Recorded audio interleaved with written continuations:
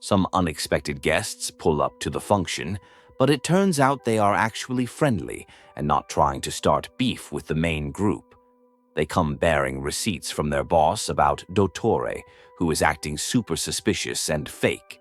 Apparently, he is not where he said he would be, which is classic villain behavior, and now everyone has to pivot their plans to chase him north.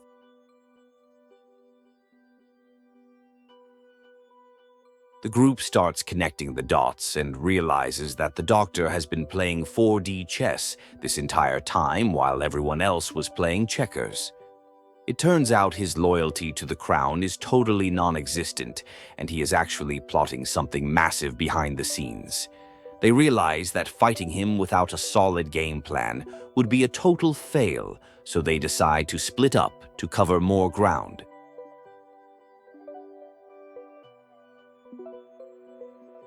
It is officially go time as the team decides it is infiltration season, and they are ready to storm the secret research facility. The stakes are incredibly high, and Paimon decides to stay back to hold down the fort, which is probably for the best. Everyone is hyping themselves up to bring their A game because they know the upcoming fight is going to be absolutely feral. The crew arrives at the destination only to find a total mess of broken machines, which screams that someone beat them to the punch. It is giving eerie, abandoned vibes until they get jumped by a welcome party of enemies. The squad has to lock in immediately and start throwing hands because the opposition is not letting them walk through the front door without a serious struggle. The team runs into some fleeing subordinates who are absolutely over their boss's toxic management style. These guys spill the tea that Dottore is building something massive and ambitious, and he barely cares about his own people. They reveal that he has stolen some major artifacts and is trying to create his own artificial moon, which is honestly such a god-complex move. We get a massive lore drop about the history of the unit and how Columbina was always kind of dissociated from reality, staring at the sky like a main character in a music video. The Grunt explains that Dottore is obsessed with these moons and is trying to gain absolute authority over them. It is clear that his ambition is risking the safety of the entire world, not just the local region. The realization hits that Dottore is way closer to his goal than anyone comfortable with, and his tech stack is terrifyingly advanced. The squad knows things are about to get ugly, so they mentally prepare for the worst. They start moving through the facility, dealing with security measures that are honestly just annoying obstacles meant to slow down their inevitable confrontation with the big bad. Dottore finally reveals himself, and he is literally sitting there waiting for them like a classic Bond villain. He is totally unbothered by their arrival and starts mocking them for thinking they caught him off guard. He drops some heavy info about how the other Harbingers have already tried to step to him, implying that he has already dealt with them, which sends the tension through the roof.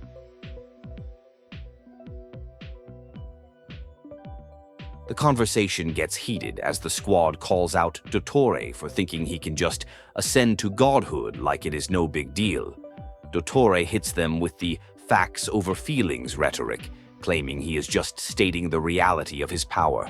Sandrone claps back, refusing to be intimidated, but Dottore reveals he has already made moves against her subordinates, proving he is absolutely ruthless. Hi there. If you want to enjoy more gaming lore without grinding for 60 hours, hit that subscribe button. I do the grinding so you don't have to. Your support really helps the channel. Dottore goes full savage mode, admitting he has turned on his own colleagues because they do not fit his new vision for the world. He gives Sandrone a fake choice to leave, but it is obviously a trap. He starts monologuing about becoming the god of a new world, calling everyone else naive for caring about honor, which just proves he is completely lost in the sauce of his own ego. The battle kicks off and Arlecchino jumps in to assist, making it clear she views Dottore as an enemy now rather than a boss. They try to destroy his research, but Dottore is just too overpowered with his artificial moon tech. The fight is chaotic, and it becomes clear that brute force is not going to work against someone who is literally rewriting the rules of reality in real time. The traveler suddenly wakes up in a completely different location, totally confused about how they got there. It looks like a normal town, but the vibes are uncanny valley. The NPCs are acting way too scripted, trying to force interactions like a bad RPG. The traveler realizes pretty quickly that this is a false reality or a simulation designed to trap them mentally.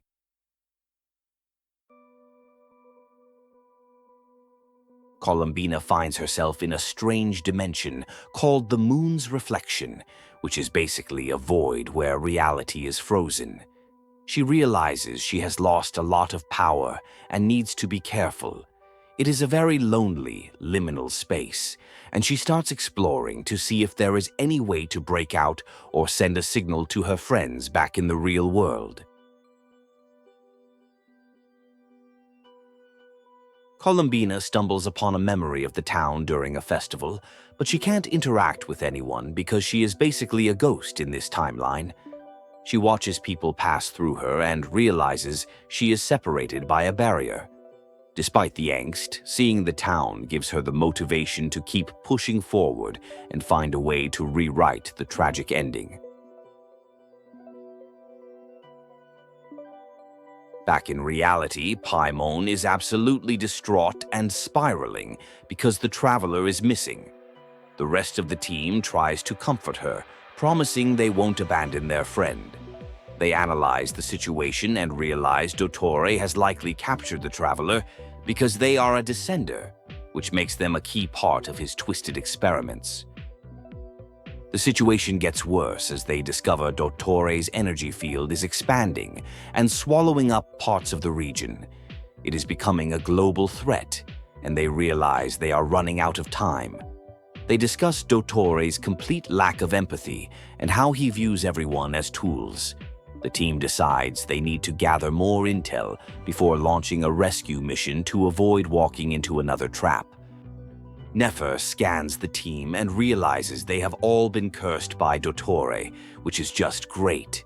The curse prevents them from leaving the region without facing dire consequences.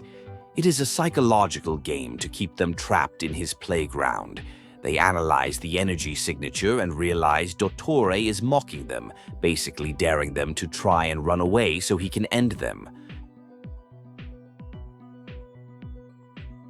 The team realizes the energy fields are growing faster, threatening to consume the entire map.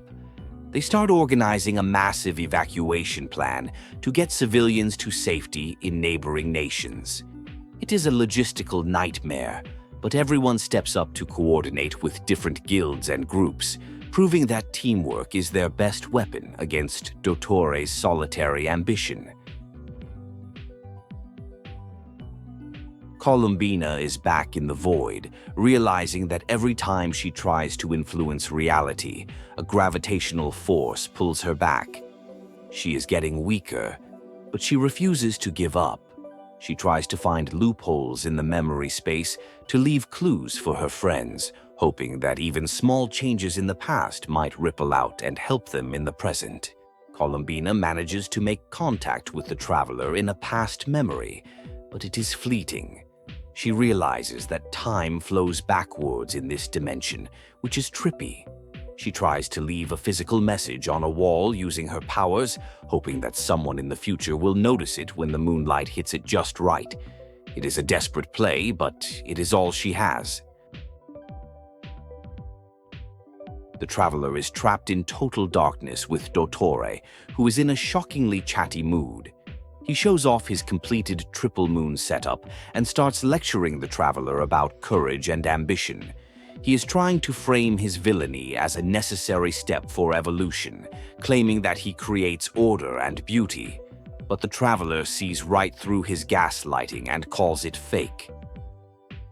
Dottore drops the pretense of being enemies and tries to propose a partnership, which is wildly out of pocket. He argues that relationships are just transactions for mutual benefit and tries to appeal to the traveler's weariness from their endless journey. He suggests that they are both outsiders who transcend normal morality, trying to isolate the traveler from their human connections. Dottore goes on a deep philosophical rant about the limitations of the physical body and the laws of the world.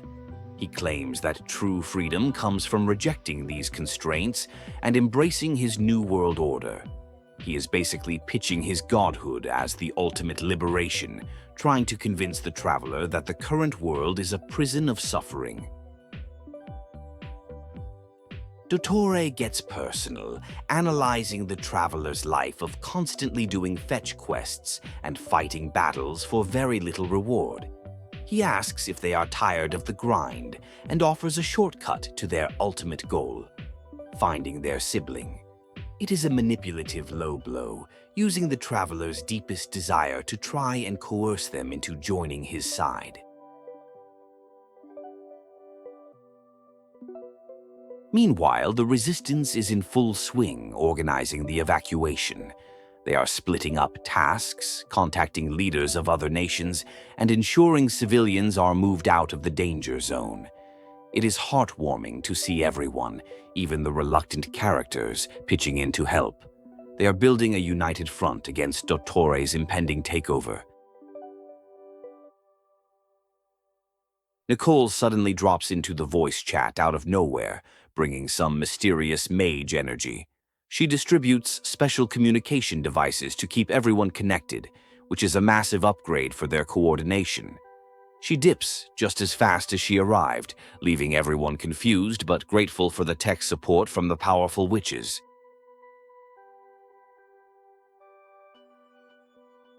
We get a quiet moment between Flint and Illua discussing the gravity of the situation.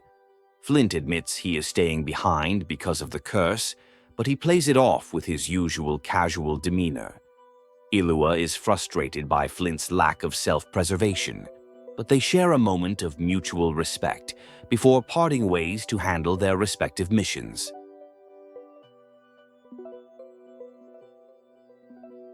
Nefer and Flint meet up at the flagship hotel, both looking for clues left by Columbina. They realize they are on the same wavelength regarding the moon goddess's survival. They search the traveler's room and finally discover the hidden message on the wall that appears under moonlight. It confirms Columbina is alive and trying to communicate from the past.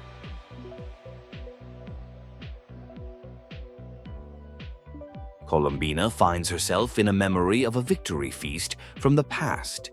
She realizes she is moving further back in time with each jump. She feels helpless watching her friends celebrate a past victory while she is currently trapped, but she resolves to leave as much information as possible before the timeline pulls her away again.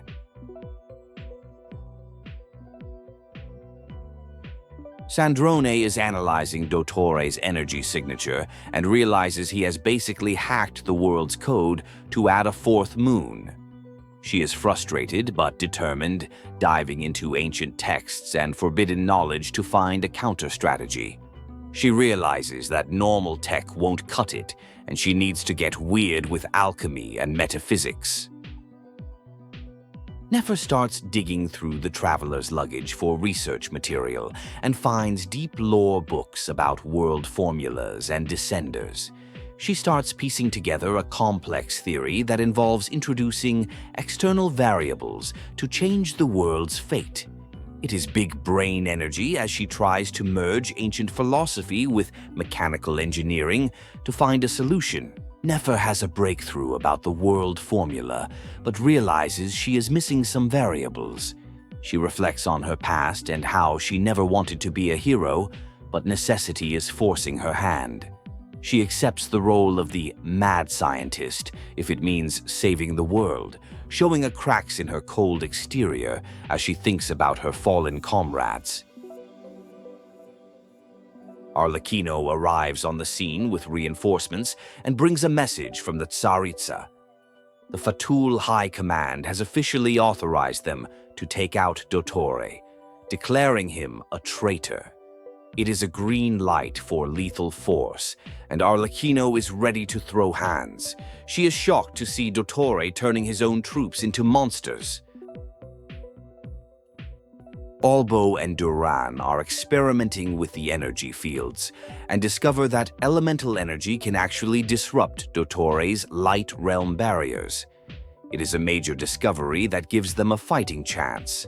They invite Hat Guy, Scaramouche, to test it out, and he rips through the shield with a concentrated attack, proving they can breach the enemy's defenses.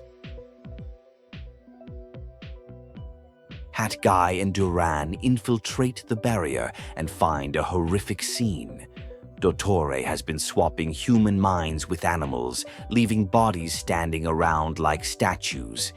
It is nightmare fuel. They realize the extent of Dottore's depravity and decide they need to get out and report back before they become part of the experiment themselves. Dottore invades the traveler's mind again, trying to simulate different realities to break their spirit. He is poking around their memories, looking for weaknesses. Nefer tries to intervene remotely, but Dottore catches her and shuts it down, flexing his control over time perception. He taunts the traveler about being an alien who will never truly be understood by humans. Columbina travels back to a critical moment in the past where a cannon blast threatened her friends. She uses the last of her strength to deflect the attack from the shadows, revealing that the mysterious ally who saved them back then was actually her future self. It is a mind-bending time loop that explains how they survived previous encounters. Columbina has a wholesome flashback dream where she is hanging out with Sandrone. They share snacks and talk about their dreams of a quiet life where they aren't worshipped or feared. It highlights the genuine friendship between the two Harbingers and adds emotional weight to their current struggle to save each other across time and space. Columbina realizes that a familiar spirit has been following the traveler all along. It turns out to be Luanotar, a being she created from a piece of her own soul. This connection explains why she can jump to the traveler's location in the past. She gives Luanotar a blessing and tells her to guide the traveler, setting up the path for her eventual rescue. Dottore makes his final pitch to the traveler, offering them a place in his new world if they agree to kill innocents. It is a test of their morality. The traveler refuses, and Dottore sighs, disappointed that they won't join his playground. He decides to end the game, preparing to kill the traveler since they won't be his accomplice. Just as Dottore attacks, Hat Guy swoops in for the save. He creates a diversion and grabs the traveler, escaping the dimension. It is a huge moment for him, choosing to save a friend rather than taking a suicidal shot at revenge against his creator. Back in safety, the team regroups and realizes Dottore is even stronger than they feared. The squad is finally back together and sharing intel. They realize that Columbina is likely still alive, but traveling backwards in time to the beginning of the world. They discuss the origins of the moon goddesses and the Dragon King, trying to figure out where Columbina's path ends. They conclude they need to find a way to anchor her to the present. In the deep past, Columbina encounters Ray Rear, who is consumed by abyssal energy. Instead of fighting, she helps cleanse him and offers to deliver a message to his lost love. It is a moment of healing and forgiveness, showing how much Columbina has grown from her past self, who only knew destruction. She clears the path forward by healing old wounds. Columbina meets the spirit of Thelindis and delivers the message of closure. In return, Thelindis shares her research on the time-space prison. giving Columbina crucial info on how to navigate the reverse flow of time. It is a beautiful exchange where two tragic figures help each other find peace and a way forward against impossible odds. Back in the present, Sandrone hits a wall with her calculations. She needs massive processing power to locate Columbina in the timeline. Hat Guy steps up and offers his own core, which is made of divine wood, to power the machine. It is a huge sacrifice that could kill him, but he trusts Sandrone and the Traveler enough to take the risk. Columbina reaches the beginning, which is actually a prison for the original Moon Sisters. She meets them and learns the dark history of how they were locked away by the Dragon King to stop them from interfering in a war against the heavenly principles. The sisters are shocked but happy to meet their successor from the future.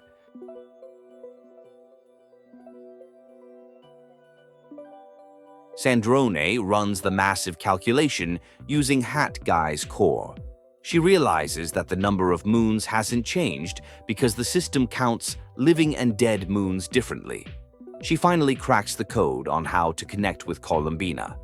Meanwhile, Columbina convinces the sisters to transfer their remaining authority to her so she can break the cycle. Columbina reveals her plan.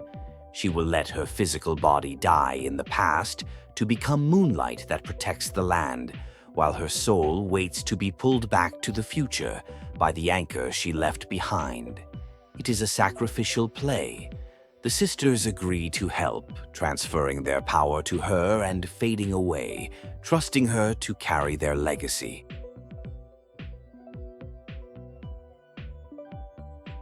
Columbina executes the ritual, dissolving her body into pure light energy, Kuvaki, that spreads across the land of Nod-Krai.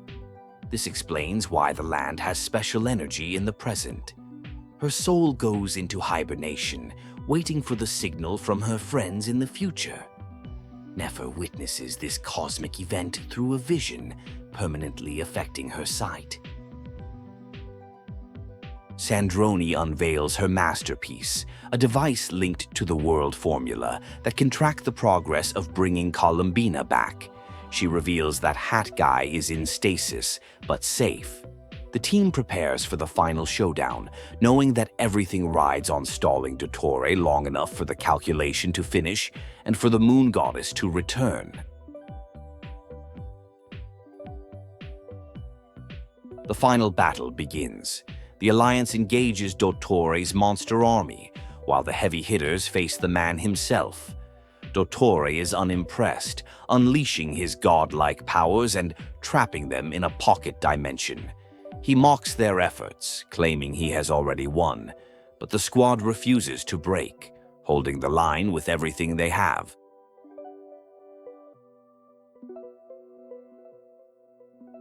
Dottore focuses on Sandrone, realizing she is the biggest threat because of the formula. He attacks her relentlessly. Sandrone taunts him, revealing she has already won the strategic battle. In a shocking moment, Dottore destroys her puppet body, thinking he has stopped the calculation. But it turns out the real formula was hidden elsewhere. Just as Dottore thinks he has secured victory, the trap springs. Sandrone's plan works, and the signal reaches Columbina's soul.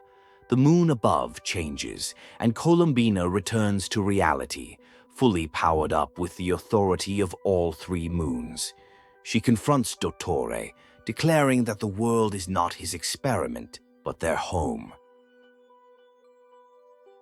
Columbina and the Alliance launch a synchronized attack. Dottore tries to fight back with his artificial power, but he is overwhelmed by the true authority of the moon. They shatter his defenses and cast him down. The darkness lifts, and a new moon shines over the land, signaling the end of his reign of terror and the start of a new era.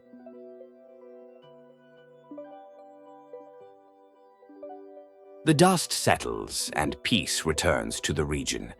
The locals are celebrating the victory and the strange new moon in the sky.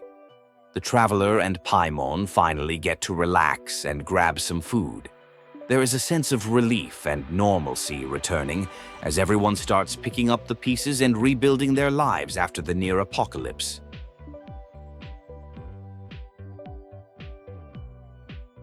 A new league is formed to govern the region, bringing together all the different factions that fought together.